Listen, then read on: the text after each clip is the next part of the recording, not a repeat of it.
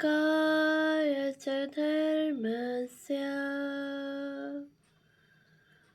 सर्वधर्म स्वरूपिणे अवतार वरिष्ठाय रामकृष्णाय ते नमः। শ্রী শ্রী রামকৃষ্ণ কথামৃত দ্বিতীয় খণ্ড।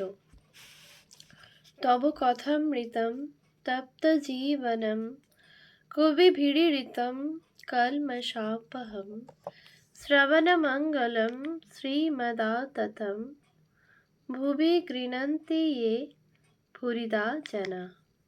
শ্রীমদ্ ভাগবত গোপী গীতা, পৃষ্ঠা সংখ্যা 1220। ব্যক্তি পরিচয়। চীনে শাখারি শ্রীনিবাস শাখারি। শ্রীনিবাস বা চিনু নামে অভিহিত কামারপুকুর নিবাসী ধার্মিক ব্যক্তি। চীনে শাখারি খুব উঁচু দরের বৈষ্ণব সাধক ছিলেন। গদাধরের শৈশবেই চিনু তাহার দৈবী স্বরূপ বুঝিয়াছিলেন। তাহার দৃঢ় বিশ্বাস ছিল যে স্বয়ং চৈতন্যদেব গদাধর রূপে আবির্ভূত হইয়াছেন। তিনি তাহাকে ইষ্ট দেবতা রূপে পূজা করিতেন ও তাহার বাল্যলীলার সঙ্গী ছিলেন। তিনি প্রত্যহ শ্রীমদ্ ভগবদ্ গীতা ও অন্যান্য ধর্মগ্রন্থ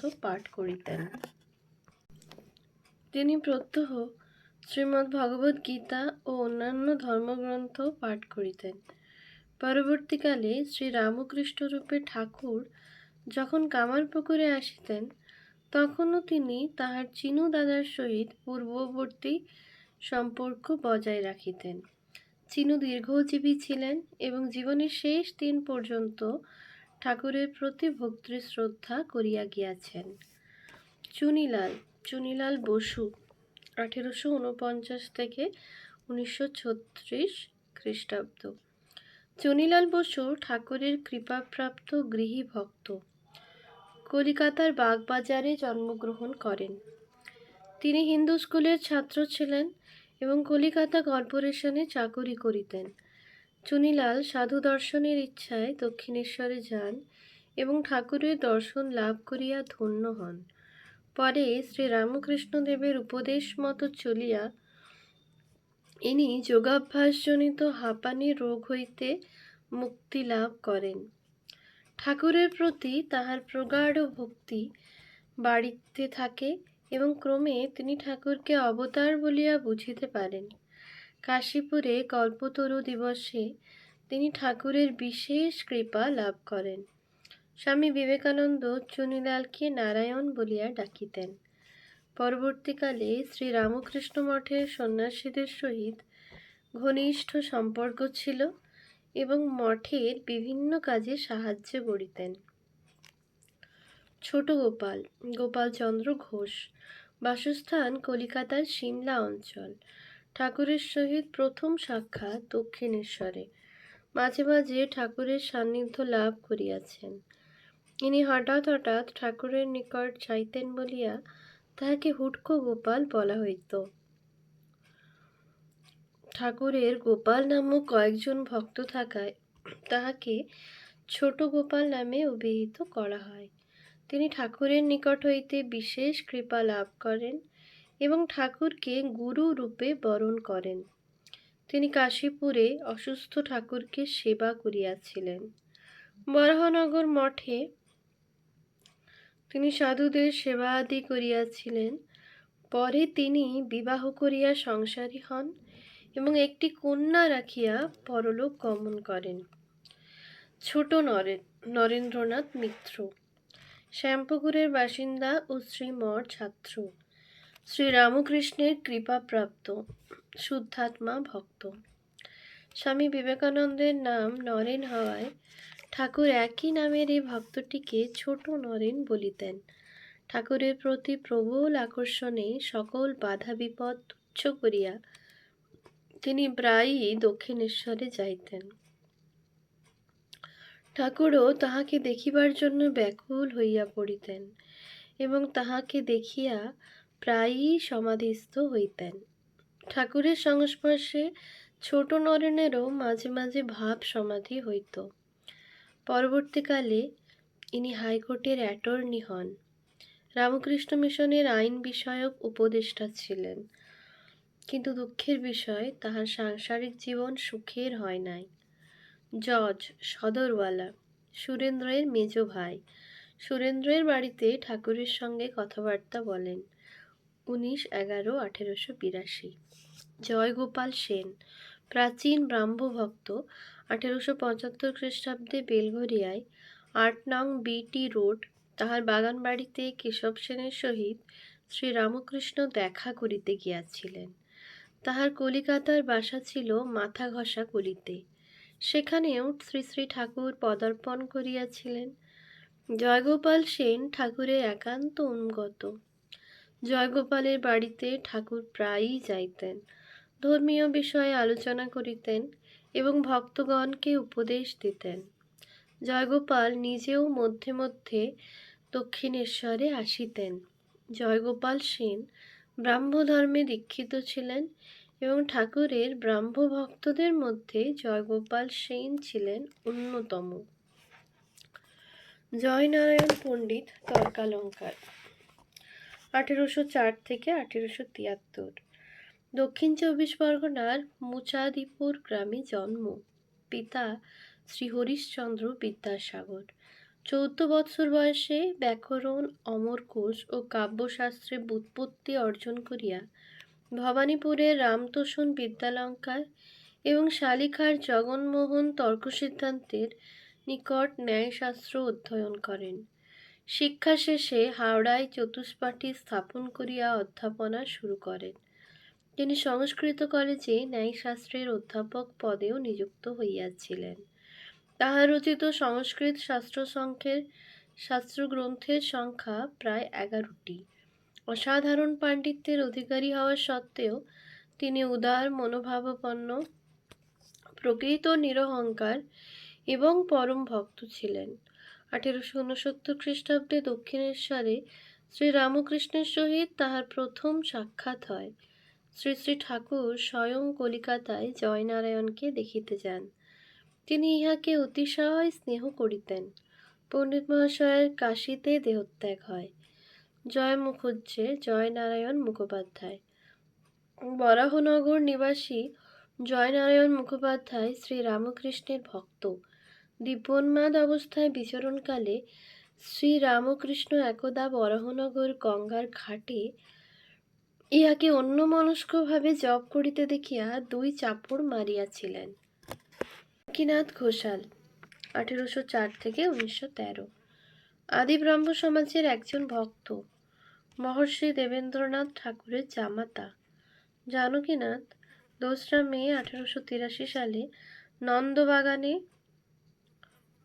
নন্দন বাগানে ব্রাহ্ম সমাজ মন্দিরে শ্রীরামকৃষ্ণকে দর্শন করেন। তিনি উপাসনা মন্দিরে ঠাকুরের নিকটেই বসিয়াছিলেন। ঠাকুর সেদিন কৃষ্ণ প্রেমে উন্মত্তা রাধিকার আকুলতার উদাহরণ দিয়াছিলেন। তাহাতে জানকীনাথ এই উন্মত্ততা অভিপ্রেত কিনা জানিতে চাহেন। ঠাকুর তখন প্রেমোন্মাদ জ্ঞানোন্মাদের মতনই ভগবৎ প্রেমেও যে উন্মাদ হওয়া যায় তাহা ব্যক্ত করিয়াছিলেন। জ্ঞান চৌধুরী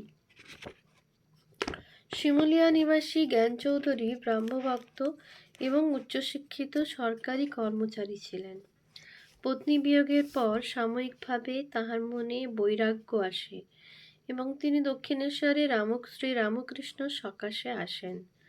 তাহার একটি তাচ্ছিল্যপূর্ণ উক্তিতে ক্ষুব্ধ হইয়া ঠাকুর তাহাকে বিদ্যার অহংকার ত্যাগ করিয়া ভক্তিপথে থাকার নির্দেশ দেন এবং তিনি পরবর্তীকালে ঠাকুরের নির্দেশ পালন করেন। জ্ঞান চৌধুরীর বাটিতে আয়োজিত ব্রাহ্ম সমাজের উৎসব উপলক্ষে ঠাকুর শুভাগমন করিয়াছিলেন এবং জ্ঞান চৌধুরী সেদিন ঠাকুর সহ সকলকে জলযোগে আপ্যায়িত করেন।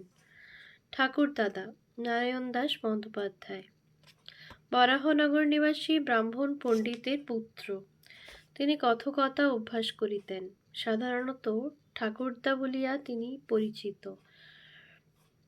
তিনি নিয়মিত সাধন ভজন করিতেন।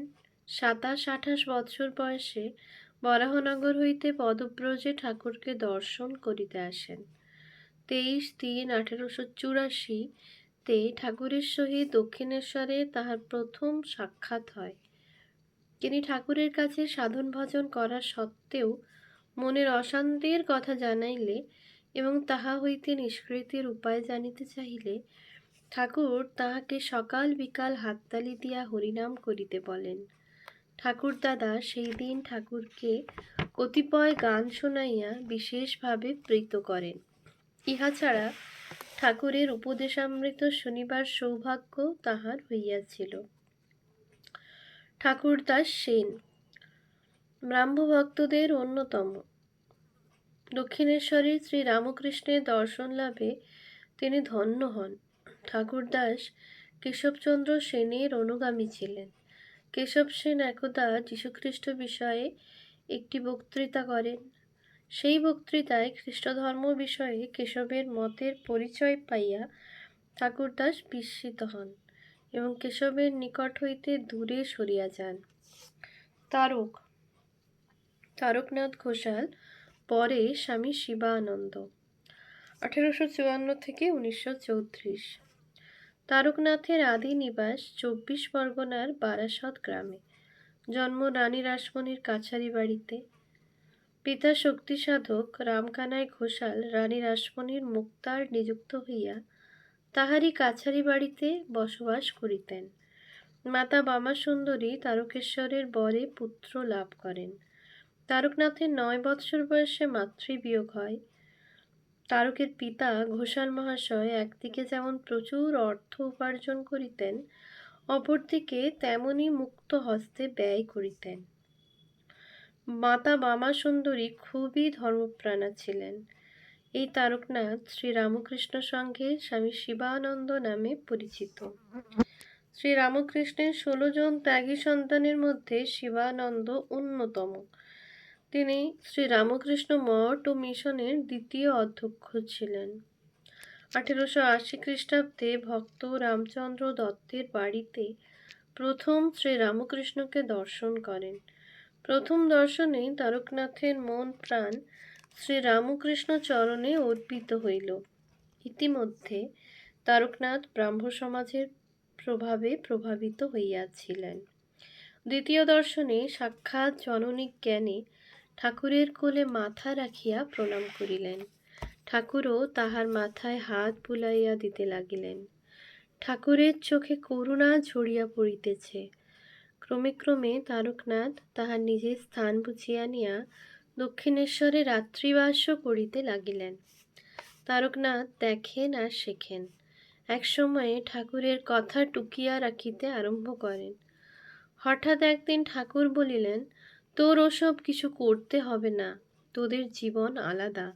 সেদিন হইতে এই সংকল্পকে বিদায় দিলেন। শিবানন্দ বাণী, শ্রী শ্রী মহাপুরুষ মহারাজের স্মৃতিকথা, মহাপুরুষশ্রীর পত্রাবলী প্রভৃতি গ্রন্থে স্বামী শিবানন্দের বাণী সংকলিত হইয়াছে। তারক মুখার্জি বেলঘরিয়ার অধিবাসী, শ্রীরামকৃষ্ণের আশ্রিত ভক্ত। তিনি শ্রীরামকৃষ্ণের অশেষ কৃপা লাভ করিয়াছিলেন। ঠাকুর তাহার সম্বন্ধে বলিয়াছিলেন, মাছের মধ্যে নরেন্দ্র রাঙাচক্ষু বড় রুই, আর বেলঘোরের তারককে মৃগেল বলা যায়। কথা প্রসঙ্গে একদিন 1885 খ্রিস্টাব্দে ঠাকুর তাহার নিজের ভিতর হইতে এক উজ্জ্বল আলোকশিখা নির্গত হইয়া দক্ষিণেশ্বর হইতে তারকের অনুসরণ করিতেছে, একথা মাস্টার মহাশয়কে বলিয়াছিলেন। তিনি তারককে কামিনী কাঞ্চন হইতে সাবধান থাকিতে বলেন এবং তাহার নিকট আসিলে তাহার সাধনার বাধা শীঘ্রই দূর হইয়া যাইবে বলিয়া আশ্বাস দেন। কয়েকদিন পরে তারক আসিলে তিনি সমাধিস্থ হইয়া তাহার বক্ষে শ্রীচরণ স্থাপন করেন। ঠাকুর তাহাকে বলিয়াছিলেন, ঈশ্বর সাধনার জন্য বাপ মার আদেশ লঙ্ঘনে কোনো দোষ নাই। ওম शान्ति शान्तिः। हरिः ॐ तत्सत्। श्रीरामकृष्णार्पणमस्तु।